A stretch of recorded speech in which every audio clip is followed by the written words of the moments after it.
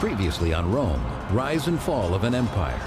In the late 4th century, endless barbarian attacks poisoned the empire with suspicion and hatred for its own immigrant soldiers.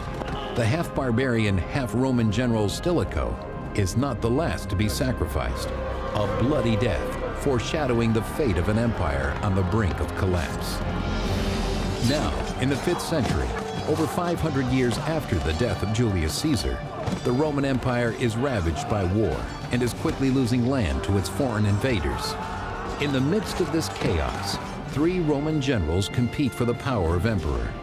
But through treachery, betrayal, and murder, only one, the barbarian-born Ricimer, gains control of Rome. He is the puppet master.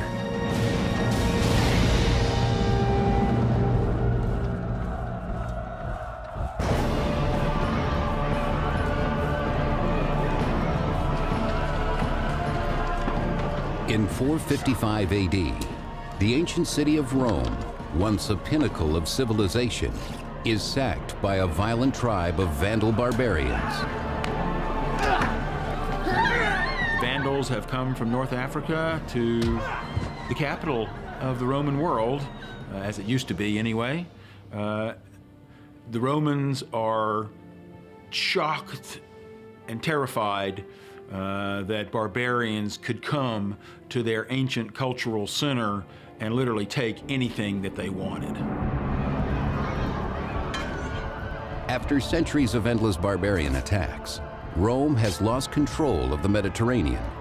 Desperate, the empire offers up its last and greatest treasure, the land itself. In exchange for peace, Rome grants its fertile soil to the barbarian tribes. The problem is that they had no choice. And so the Romans just negotiated with them and said, okay, you're here, we can't get you out, we'll give you this territory. And Romans just gave it away. The empire has been officially divided between East and West for over 75 years. But while the East remains strong, the West has lost most of its territory to the barbarians.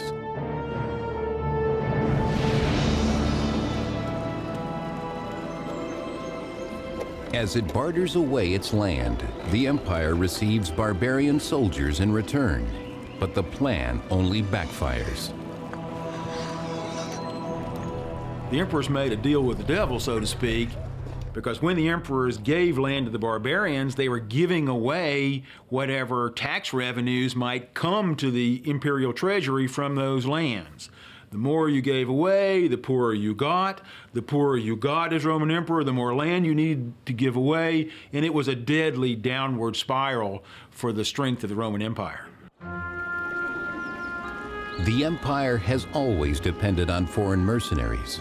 Yet in the 5th century, the Roman army is almost entirely of barbarian descent. The former enemies are now peers.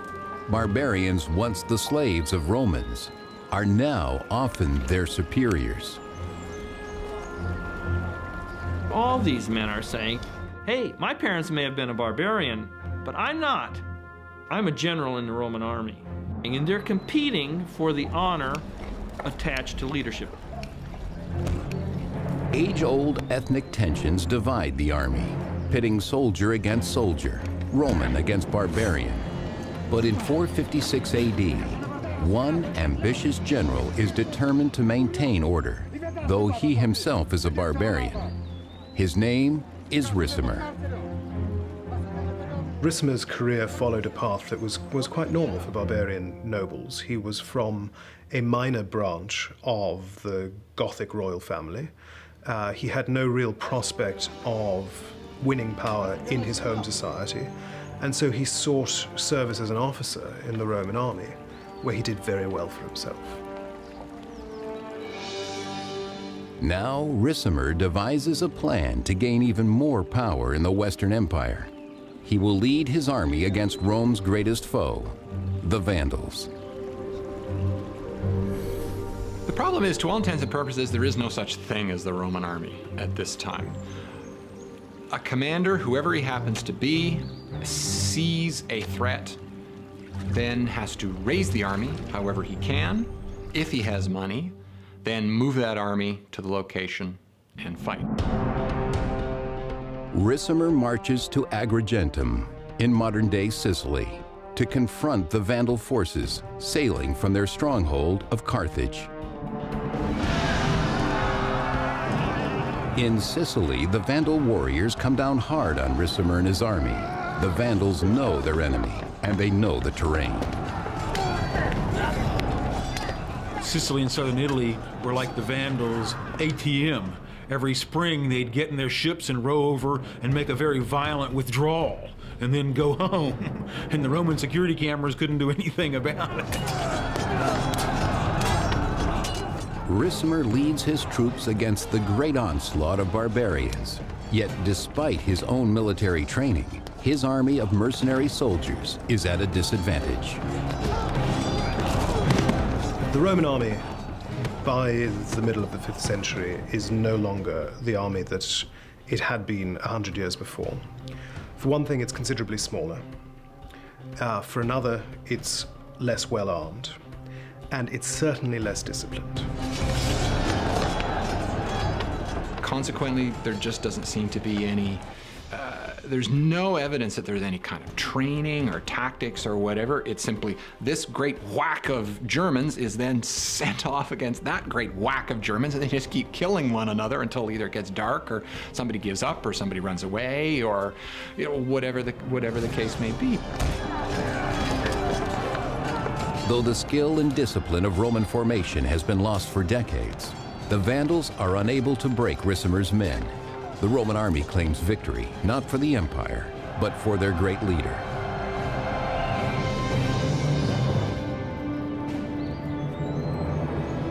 The battle-weary Ricimer returns home a hero, but he's not the only general seeking his fame and fortune in Rome. Two old friends from his youth are equally ambitious: Majorian and Aegidius. Ricimer, Majorian, and Aegidius had all effectively been fellow junior officers, and their careers had marched in step with one another over the years.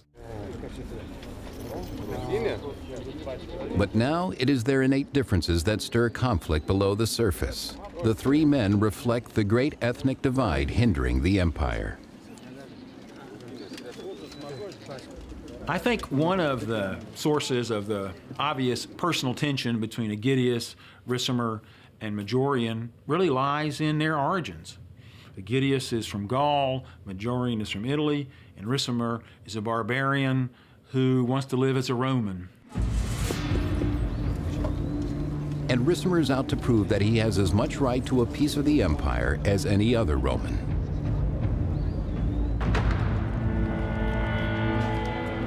But the competition for absolute power in Rome is not limited to Ricimer, Majorian, and Aegidius. They must now swear allegiance to a new emperor, Avitus, whose tenuous claim to the throne rests only on his formidable barbarian entourage. It's quite clear that Avitus's regime rested on a foundation of Gothic military support, and that the Gothic king was Avitus's most influential and, in some ways, absolutely indispensable backer. With his Gothic bodyguards, Avitus is untouchable. Ricimer and his friends can do nothing but take their orders and wait, while the old figurehead enjoys the luxury of power, neglecting the true problems of the empire. In North Africa, Rome's grain supply has been seized by the barbarian Vandals. North Africa was the breadbasket of the empire, producing grain, the staple of most people's diets, and olive oil, equally important for the fat in people's diets and for a million other uses. Without the precious grain, famine grips what's left of the empire's provinces. In Rome, the poor must steal what they can to survive. Gone are the security and comfort of Rome's heyday, replaced now by despair and turmoil. So everything is topsy-turvy. There's no stability, there's no sort of knowledge of what's going to happen in the future. Everything is uncertain.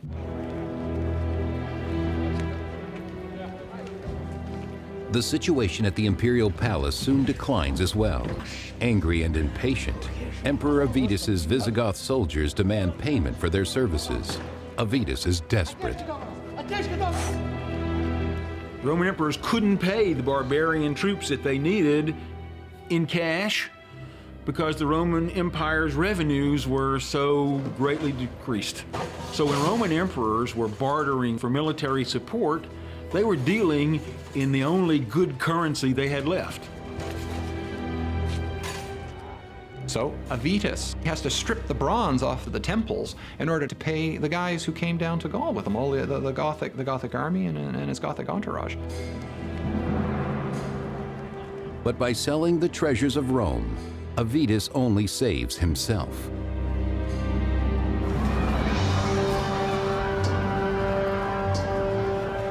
He leaves Italy in the poorhouse. Hungry and hopeless, the Romans riot in the streets, demanding that Avitus banish his Gothic troops from Rome. Avitus is not popular, and he's not popular with the Italian army, and he's not popular with the Italian general, Ricimer. In the public's outrage, Ricimer and Majorian see an opportunity. Avitus was in a desperate situation, and when the barbarian Roman commander Ricimer decided that Avitus was a losing proposition, Avitus had no choice except to flee. The emperor may flee the chaos of the crowd, but escaping the ambitions of Ricimer will prove to be more difficult. In the 5th century, Rome is overrun by barbarians. 3 old friends, the generals Ricimer, Majorian, and Aegidius, maneuver to attain absolute power in what's left of the Western Empire. But first they must subdue its incompetent emperor, Avitus. Chased out of Rome, Avitus flees over the Alps and westward into his native Gaul, where he gathers Visigothic supporters before returning to Italy.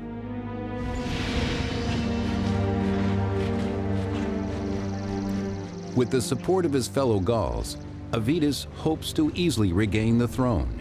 But back on Italian soil, Ricimer and Majorian are waiting for him.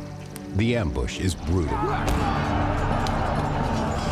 These battles are up close and personal because you have to be able to kill them from up that close. So there's pushing, there's shoving, there's running back. There are dead bodies to climb over. There are injured men yelling. In the bloodbath, the army of Avitus is annihilated. But in a surprising turn, Ricimer spares the emperor's life on the battlefield.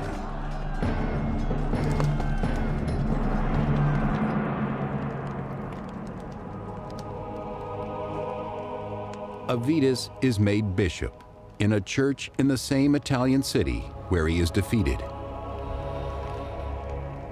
Why was Avitus, the deposed emperor, made into a bishop? So that he would no longer have any military connections or any military power, and so that Ricimer, who deposed him, could say, I didn't slaughter a legitimate Roman emperor. I allowed him to follow a religious vocation which he had always wanted to do.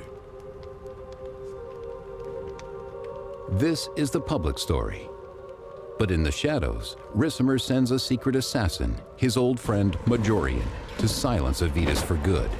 For Ricimer, holy exile isn't enough. He must have total victory.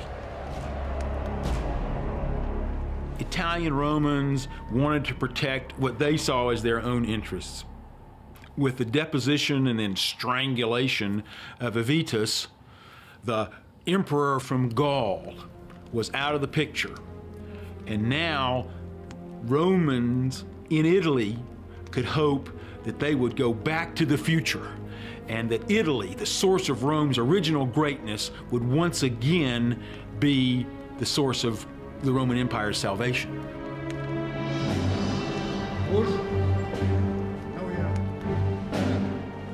With the Emperor Avitus finally gone, Italy celebrates. But the mastermind behind Avitus's death has no plans of proclaiming himself as a replacement. Ricimer himself will have realized that he could never survive as emperor. It would have been unacceptable for a barbarian warlord with indeed royal connections to barbarian royal houses to assume the Roman throne. No barbarian leader really contemplated it seriously. Instead, Ricimer names a man he thinks he can control, his best friend. Majorian, the man whom Ricimer decided to make emperor instead of himself, was an Italian. Ricimer had gauged the sense of especially the Roman upper class in Italy. The Roman upper class in Italy wanted an Italian emperor. Ricimer decided he'd be the power behind the throne and make Majorian, that good Italian, into the Roman emperor. Like the Wizard of Oz, however, behind the curtain, Ricimer was going to pull the strings, or so Ricimer thought. With the new regime, the three old friends enjoy the spoils of power. Ricimer is named Master of Soldiers in Italy, and Aegidius is sent on assignment to his native Gaul. Aegidius is reasonably successful. We have a number of sources that say very positive things about him, both as a commander as an individual. So he seems to have been a very charismatic and successful military commander.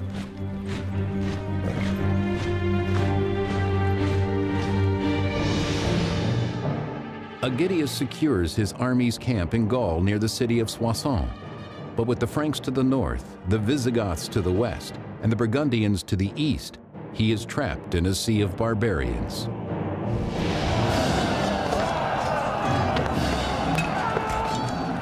Under constant attack from their barbarian enemies, Aegidius and his army rise to the occasion, determined to defend Roman Gaul at all costs. Aegidius was a Roman from Gaul, from France, who had extensive military and diplomatic experience. And the Roman hope was that he could prevent further, especially Gothic incursions in Gaul and protect what admittedly small part of Gaul was still part of the Roman Empire. The endless barbarian assaults take their toll on his already diminished forces, but Aegidius refuses to admit defeat. At this stage, Aegidius, in the 450s, there's still hope, perhaps, and he clings on to this view and tries and hopes for a restoration of Roman power.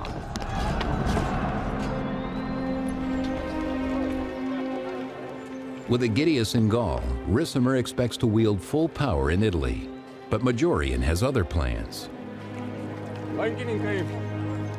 What Ricimer discovers is that Majorian has every intention of being an active Roman emperor rather than the figurehead that he was intended to be. He tried very hard to push Ricimer into the shadows and into the sidelines, and he tried to take command of major military ventures on his own. Majorian is an emperor who's clearly very dynamic, who is also very efficient, and he's also aware of the deficiencies of the empire, which he's determined to rectify. Majorian devises a grand campaign against the Vandal king Gaiseric, leaving Ricimer on the sidelines. This Ricimer will not allow. The alliance between Ricimer, Majorian, and Aegidius yields success when Majorian is made emperor, and Aegidius gains victories in Gaul. But Ricimer's power as the mastermind is threatened when Majorian strikes out on his own, launching an expedition against Rome's greatest enemy, the Vandals. Majorian leads his troops across the Alps into Gaul and south into Hispania to prepare a naval attack against the Vandals of North Africa.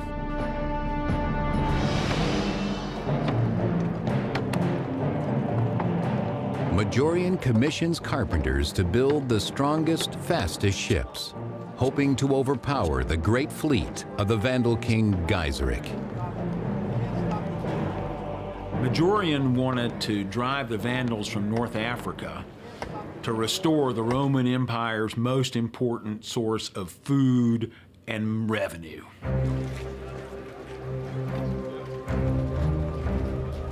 Camped near the Mediterranean coast, Majorian takes every precaution for his important and expensive mission. Majorian is, by all the evidence we have, careful.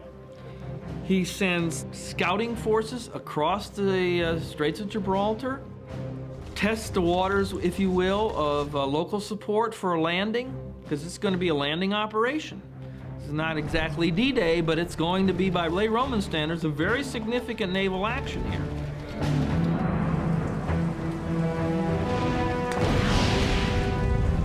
But in the night, disaster strikes, despite all of Majorian's efforts. Gaiseric's men set the Roman fleet ablaze. Once again, the Vandals proved to be too much for the Romans. They cannot defeat the Vandals. Lots of things, they just collapse before they even really start. In some cases, the expedition had really collapsed halfway through, and the Romans up to that point were winning. If Majorian had been able to conquer Africa, it's quite clear that he would have been unchallengeable. But as it was, the mission was a disaster. The invasion was a disaster. The fleet that had been collected to carry the soldiers across the Mediterranean was burned in the harbor where it was being mustered.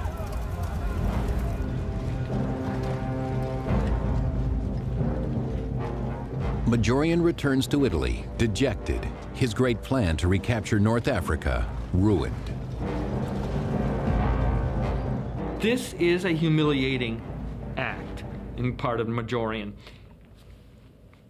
The way Roman concepts of power and honor worked, this emperor, the last one who really had the capacity to lead men into battle and thereby achieve the image of manliness, is humiliated.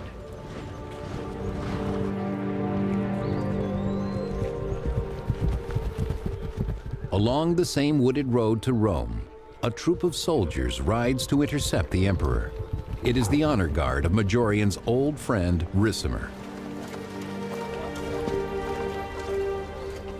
Majorian was the first military emperor that Rome had had in years and years and years. But with the failure of the Vandal expedition, Ricimer, for some reason or other, decided to get rid of him. There may have been other things going on. Majorian may have blamed the failure on Ricimer. Ricimer may have blamed the failure on Majorian. We have no idea. 5th century writer John of Antioch. Ricimer and his soldiers arrested him, stripped him of his purple robe and crown, beat him, and beheaded him. Thus ended Majorian's life.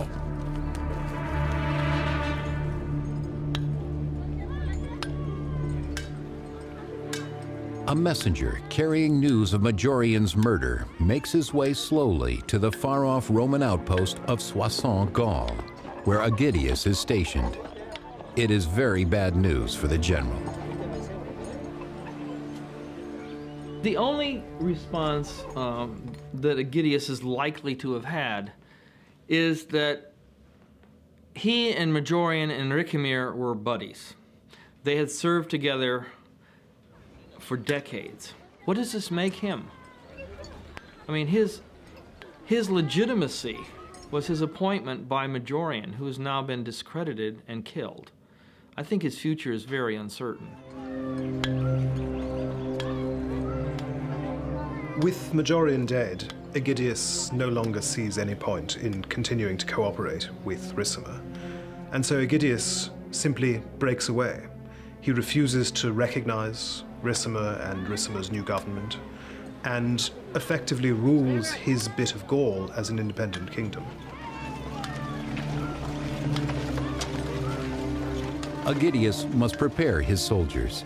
Declaring independence from Ricimer is akin to declaring war.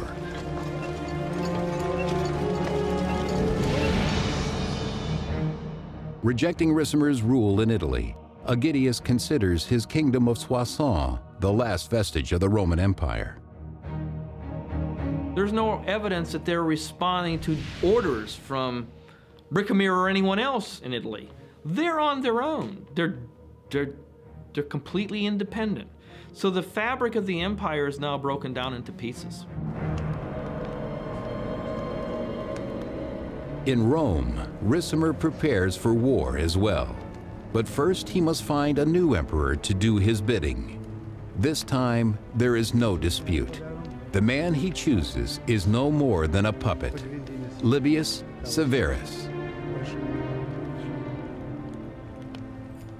No one wants to be emperor. It's not a job that anyone needs. The only person who needs an emperor is the generalissimo. He's the guy who needs the emperor. Nobody else needs one. So Ricimer's there, and he needs an emperor. So he's the one who appoints the successor to Majorian, Livius Severus.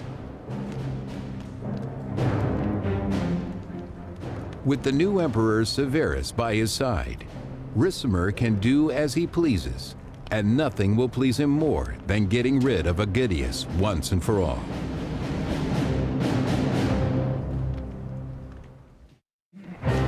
In the 5th century, Emperor Majorian and his two old friends Ricimer and Aegidius share power in Rome. But when Ricimer has Majorian brutally murdered and appoints a new puppet as emperor, Aegidius has no choice but to remain in his native Gaul and prepare for war.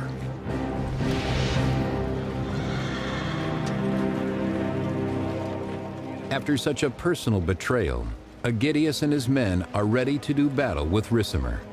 The power alliance between the three old friends has been hijacked, and Aegidius is left out in the cold. Maybe he thought he had an understanding that he was a co-player in this game, that there were two generals in charge here, Ricimer and Aegidius. Aegidius found out that he wasn't regarded as a player. He wasn't consulted, and he lost the third part of the triangle. Now he's on his own.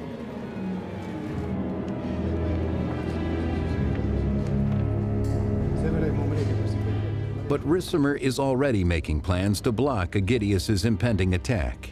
With the new emperor, Severus, under his thumb, Ricimer makes a deal with Rome's one-time enemy, the Goths. Ricimer saw this as a really serious threat, Aegidius's proposed invasion of Italy. So Ricimer did the smart thing. He made an alliance with the Goths, who were in Aegidius's rear. Goths, Aegidius, Italy. Because Ricimer knew if the Goths could put pressure on Aegidius from the back, Aegidius couldn't come to Italy, and that's in fact what happened. Just as he has always done, Ricimer commissions someone else to do his dirty work. Emperor Severus proves to be the perfect puppet for Ricimer, happy to allow the war against Aegidius to unfold. As Aegidius moves his troops south from his kingdom in Soissons, Gaul, he is attacked by Ricimer's army of Goths outside the city of Orléans.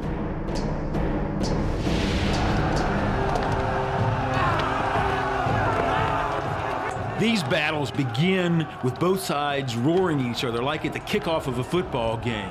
There was an actual word for it. It starts out with a low growl, and then all the soldiers eventually are just yelling at the top of their lungs. Then you throw missiles at the other side. With such a powerful barbarian enemy, Aegidius and his troops are hard-pressed to gain the advantage on the battlefield. The barbarians were especially good at running at full speed and using throwing axes, which were very sharp with a heavy head, and either shattering the shield of the men opposing them, or if you were really lucky, hitting them with the axe. But while the Goths are soldiers for hire, Aegidius fights for the survival of Rome. Finally, he claims victory, but the losses are great.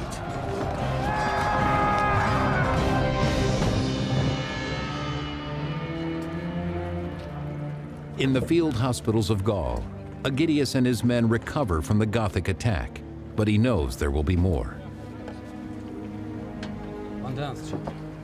Aegidius has his hands full, essentially. These deals that Ricimer cuts with kingdoms in his vicinity obviously mean that he has to deal with these. These are going to be his priority. He's going to be busy in Gaul and not be able to detach any forces to invade Italy. He just simply doesn't have the resources to deal with it. Desperate to vanquish Ricimer's forces in Rome, he turns to an unlikely source for help. Aegidius sends a messenger south to Rome's most menacing enemy, Gaiseric, who, as king of the Vandals, had taken North Africa, the breadbasket of the empire, over 20 years earlier. He sends an envoy to try to strike a deal, and Aegidius must have been very worried about how this deal would be perceived if it got out to be public knowledge. On the one hand, people could see, well, if we can reach a real deal with the Vandals, then we have a real bright future. But on the other hand, what will we have to give up to deal with these people who've taken away the most precious, the richest part of our empire? After traveling through Gaul and Hispania, Aegidius's envoy finally reaches North Africa.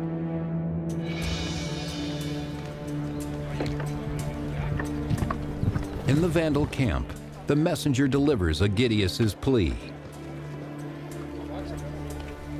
It looks as though Aegidius may have sought to establish some sort of relations with Gaiseric in North Africa from the point of view that they both have a common enemy, that is Ricimer in Italy, and therefore Ricimer could be caught between Gaul and North Africa, potentially a very dangerous position for Ricimer. The barbarian king Gaiseric could be the last best hope for the empire's survival.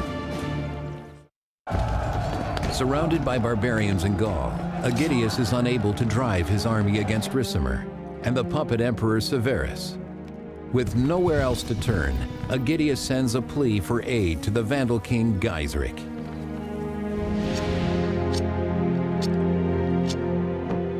In Soissons, thousands of miles away from the Vandal kingdom in North Africa, Aegidius can only wait for a reply. We don't know for sure, but I think it's likely that Aegidius's envoy reached the Vandals and that perhaps a deal was in the making. We really can't say. Aegidius has run out of time. Assassins sent by Ricimer make certain he will never fulfill his dreams of a restored empire. It seemed this mission serious enough and perhaps that it seemed possible that it was going to succeed, which led Aegidius's enemies to finally find a way to undo him by treachery because they couldn't take him in direct battle on the field of combat.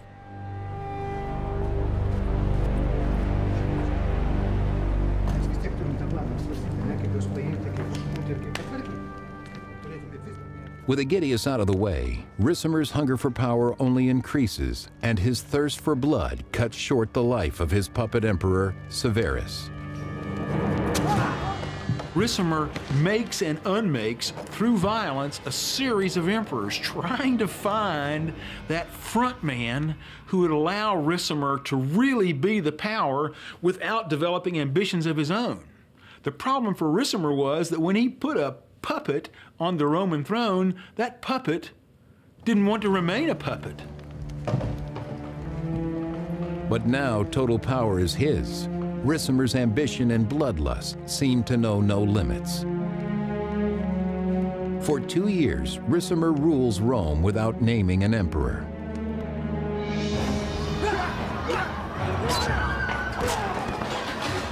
and the barbarian Vandals continue to ravage Italy.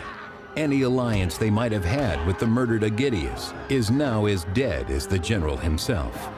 As Ricimer sits on his impotent throne, they take the empire away, piece by piece.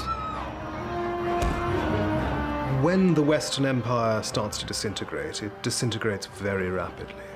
In a sense, the Roman Empire doesn't actually fall, it simply splinters away until the title of emperor becomes meaningless. Ricimer's continued failure against the Vandals only makes matters worse. As the Vandals strike against the Eastern Empire's coastline, its capital of Constantinople is finally forced to move against Ricimer before it's too late.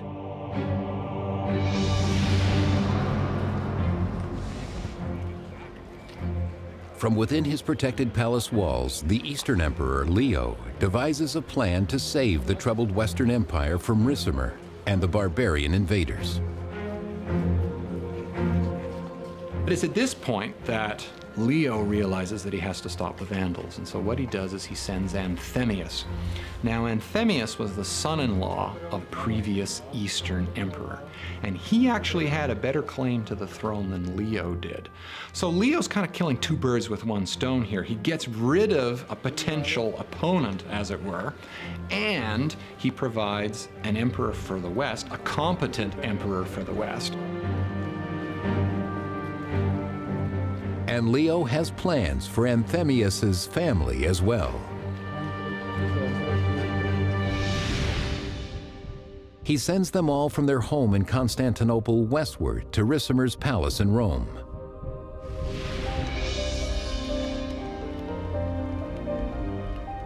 Anthemius's young daughter, Alypia, is offered to Ricimer in marriage in an attempt to subdue the ambitions of the bloodstained general, while Anthemius assumes the throne of the Western Empire.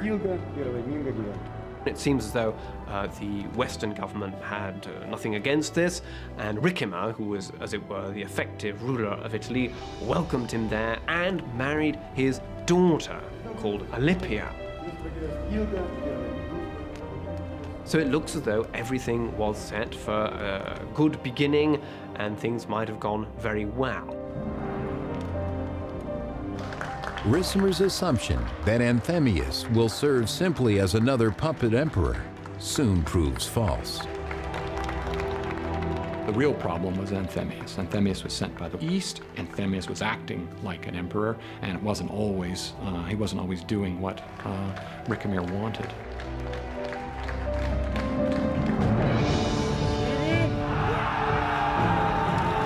In 468 AD, with Anthemius now maintaining control in the West, the Eastern Emperor Leo finances a large-scale expedition against the Vandals in Sicily.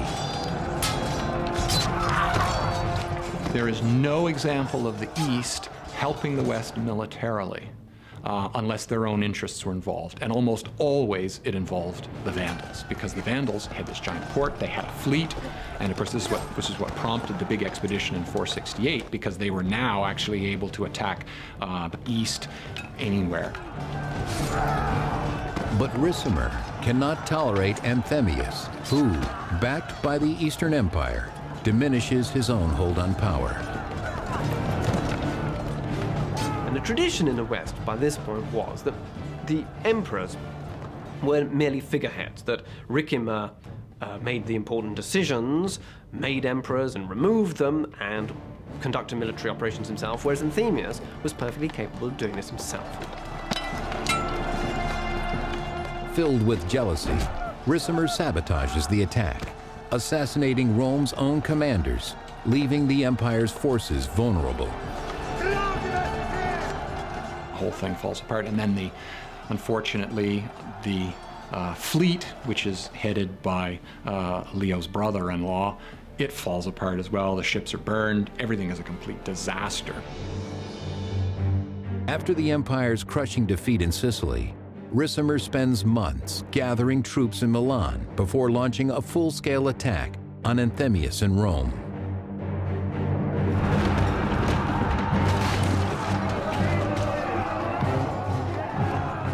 So Ricimer brings in the army, and they besiege Anthemius in Rome for 9 months, until eventually Rome falls. And meanwhile, while the siege is going on, Leo has had envoys sent to him from the west saying, all hell is breaking loose, it's civil war, do something.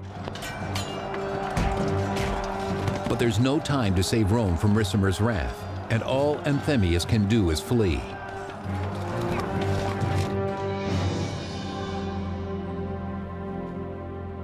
In a familiar scene, the deposed Anthemius seeks sanctuary in a church. Well, we know that the besiegers broke into Rome early in July of 472, and that Anthemius's followers scattered. Anthemius disguised himself as a beggar and was caught probably at the shrine of the martyr Chrysogonus.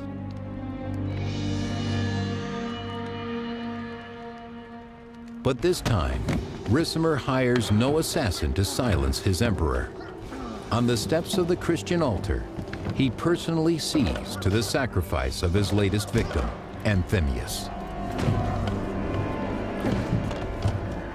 He was executed. I assume it was cutting his head off. That's the normal way it's done. Chances are they probably stuck his head on a pike and paraded it around. Ricimer plays true to form. Once again, with blood and steel, he carves out his place in Rome, leaving only corpses in his wake, bodies as lifeless as the empire itself.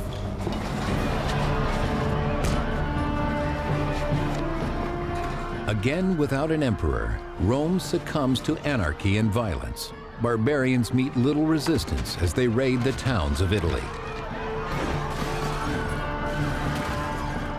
They go out and they sort of rape, loot, and plunder, attack cities and whatever else, and then come back. And this is what people have to face every year. So there's no stability.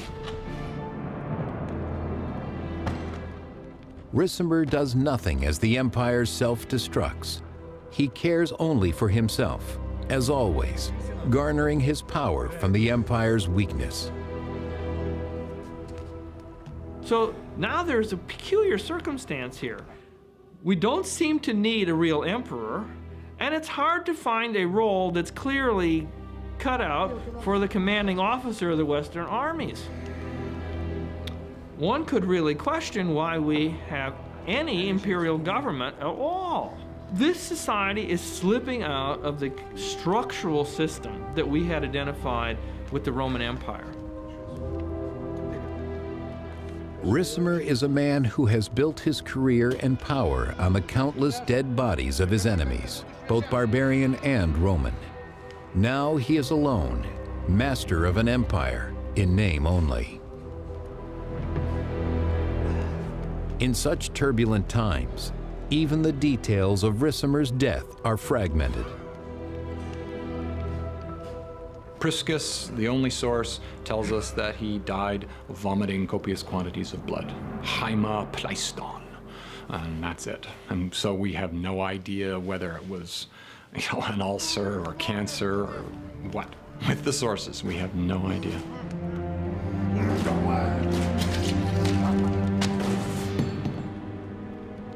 When the puppet master dies, the Western Empire dies with him.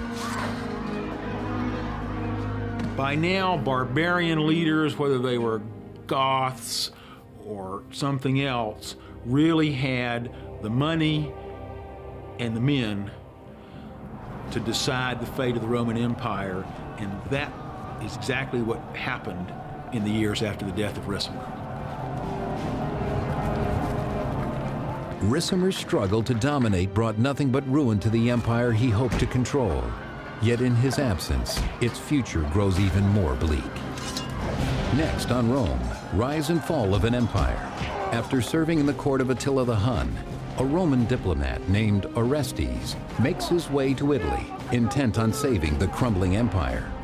Only one man stands in his way, an ambitious barbarian with his own plans for Rome.